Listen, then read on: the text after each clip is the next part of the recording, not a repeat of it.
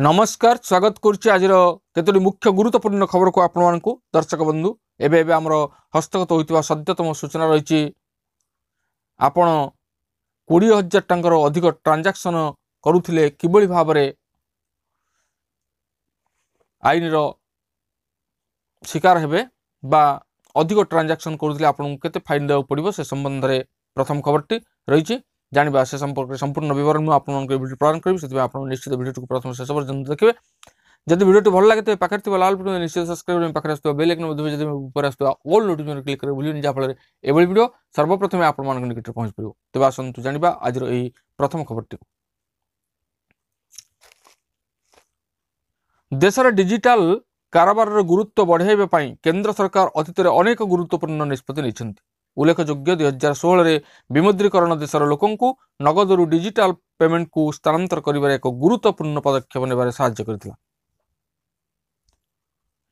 एहा व्यतीत धनजन योजना परी योजना माध्यम रे समस्त पई बैंक अकाउंट उपलब्ध करा जायछि। जदि परिवर्तन गुड़िक प्रारंभ रे डिजिटल कारोबार को यथेष्ट वृद्धि करथिला किंतु सांप्रति परिस्थिति रे कैश व्यवहार पुणी वृद्धि पाउछि। लोकों को डिजिटल पेमेंट को फेराई आने आयकर विभाग प्रमुख प्रतिबंधक लागू करिवो।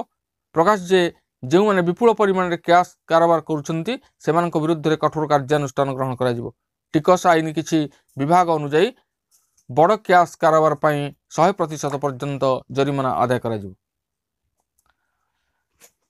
ऋण डिपोजिट किंबा एडवांस पई कैश 20,000 रु अधिक लेनदेन करि परिबे नाही। जदि करुछंती तेबे सेमाने जरिमाना मध्य देबाकू पड़िबो। विभाग 269 एस अनुसार एही सीमार उल्लंघन कले दंड मिलिबो। गोटे दिन में बैंक रु 2 लाख रु अधिक टंका उठाइबा संभव नुहे। जदि एपरि करंती धारा 269 एस टी अधीन रे एही कारोबार उपरे 100% जरिमाना हेबो। ऋण किंबा डिपोजिट देय 20,000 टंका तले रहबा उचित। एही लिमिट ठारू अधिक नगद देय धारा 269 टी अनुसार जरिमाना देवाक पड़िबो। व्यवसाय सह जड़ित कैश कारोबार केवल 10,000 टंका मध्य सीमित। विभाग 40A(3) अनुसार यही सीमा बाहर कैश कारोबार कले जरिमाना देवाक पड़िबो। परवर्ती खबर रही पुणी कलबल करिवो जाड़ थराइबो माघ मासर शीत। आसंता 17 रु राज्य में पुणी बढ़िबो ठंडा। उपांतर उपकूल सबुठी थराइबो जाड़। स्वाभाविक ठारू 2 रु 4 डिग्री पर्यंत तापमात्रा कम बढ़िबो बोली पूर्वानुमान करिछि पाणीपाग केन्द्र। पश्चिमांचल प्रभाव में तापमात्रा कमी पारे। पुणी उत्तर पश्चिम दिगरु ठंडा पवन प्रवाहित हेबार संभावना रही फल राज्य में पुणी शीतलहरी अनुभूत हेबो। आसंता 3 दिन पर्यंत राज्य में पागरे कौनसी परिवर्तन हेबो नाही। रातिर तापमात्रा स्वाभाविक ठारू अधिक रहिबो। 16 तारिख जाए घन कुहुड़ी नहीं सतर्कता जारी कराଯାଇଛି। आज सकाल 8:30 जाए 6 जिला को घन कुहुड़ी जारी करा जायतिला। झारसुगुड़ा केन्दुझर संबलपुर सुंदरगढ़ कटक और खोर्धारे हालुकारु मध्यम धरणर कुहुड़ी अनुभूत होइछि। परवर्ती खबर रही मुख्यमंत्री बड़ सूचना। दिल्ली रु फेरिबा पर मुख्यमंत्री मोहन माझी बड़ सूचना दैछन्ति। मुख्यमंत्री कहते राज्यर सबु पंचायत रे खोलिबो आयुष्मान आरोग्य मंदिर। आयुष्मान आरोग्य मंदिर रे ANM को सह हेल्थ वर्कर रहिबे। योग शिक्षक मध्य रहिबे। पूर्ण भित्तिभूमि मध्य रहिबो। मुख्यमंत्री आहुरी कहते राज्य में वरिष्ठ नागरिक मानकु निरंतर चिकित्सा जोगाई दिया जिवो। 70 वर्ष रु अधिक वरिष्ठ नागरिक चिकित्सा सुविधा पाइबे। सारा देश में 29,000 रु अधिक हॉस्पिटल चिकित्सा सुविधा रही। आयुष्मान भारत में पुरुष को 5 लाख और महिला को 10 लाख चिकित्सा सुविधा जोगाई दि जाएगी। ओडिशावासी को न्याय मिली विगत दिन में जहाँ वंचित थे। परवर्ती खबर रही आज वर्धित सुरक्षा भत्ता 3500 टंका को वृद्धि करागला। उपकृत हेबे 4 लाख रु ऊर्ध्व हिताधिकारी। सामाजिक सुरक्षा भत्ता 3500 टंका को वृद्धि पाइला जहाँ आज लागू हेबो।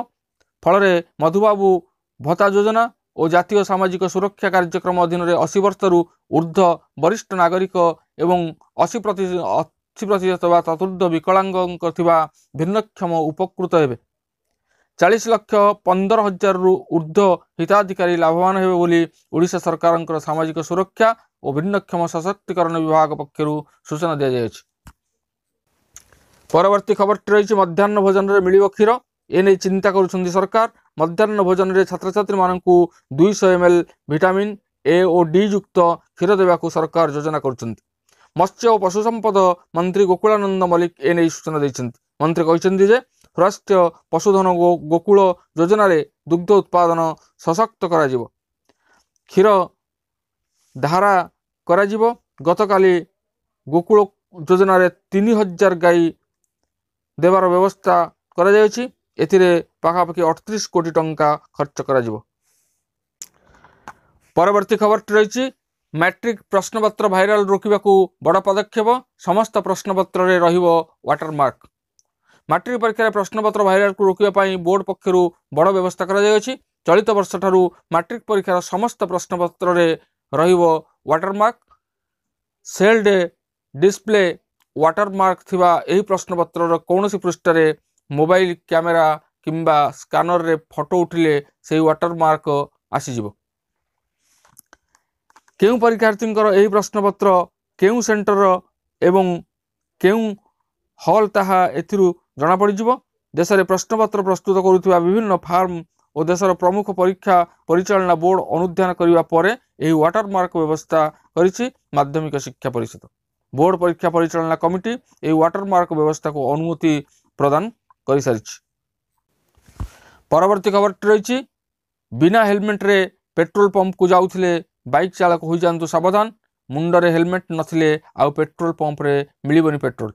मुख्यमंत्री योगी आदित्यनाथ देश निर्देश रे सड़क दुर्घटना को रोकवा परिवहन विभाग एभली पदक्षेप नहीं। लखनऊ रे 26 जनवरी रु एभली नियम लागू हेबो। परवर्ती खबर रही आपण राशन लाभ पाउथिबा लोकंको पई यह रही एक बड़ खबर। एमानकर राशन कार्ड तालिकारु कटिजिवो ना। जानतु कहीं कटिबो ना। मागणा राशन पाइबा पई EKYC संपूर्ण करने अत्यंत गुरुत्वपूर्ण। जदि आपण ताहा करूनांती तेबे यह सहित आसुथिबा लाभरु आपण वंचित होई पारंती। जनवरी 31 सुधा आपणकर EKYC संपूर्ण करने को निश्चित करंतु। जदि आपण एपर्यंत ताहा करिनांती तेबे मागणा राशन तालिकारु कटि पारे आपणकर ना। सरकार निर्देश दैछंती जे समस्ते एही तारीख सुधा निजर राशन कार्ड पई EKYC संपूर्ण करवा उचित।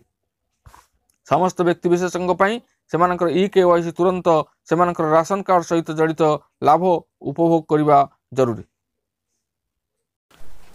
तेबे एथिला आजिर मुख्य केतोटी गुरुत्वपूर्ण खबर। आज एतिकी पुणी देखा आगामी वीडियो रे। रहुछि धन्यवाद। नमस्कार।